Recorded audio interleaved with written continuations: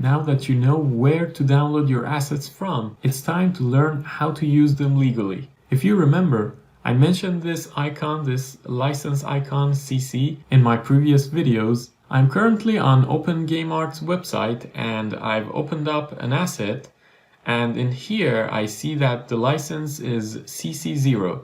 So I'm going to click on it and see what it is.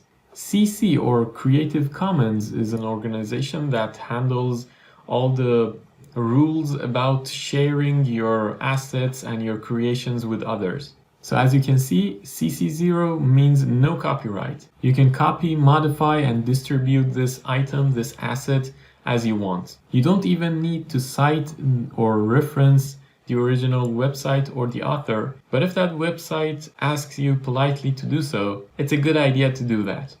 There are, however, other assets that have some other kind of licenses, like this one. This is the CC3 license. As you can see, it says that you are free to share this asset, but under some circumstances, under some conditions. So the first condition is attribution. You have to reference the website or the author, and you cannot add other restrictions to this license.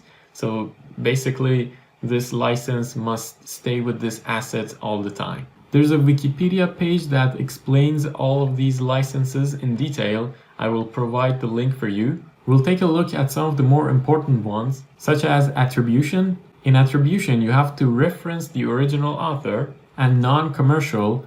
Non-commercial means that you can't actually earn money from this asset. So technically, CC0 and attribution are the best options if you're looking for something free. Just keep in mind that in attribution license, you have to reference the original author. There are dozens of licenses out there, and each of them can be combined with one another or even 2 or 3 other. So if you're downloading free assets, make sure to check out their licenses as well.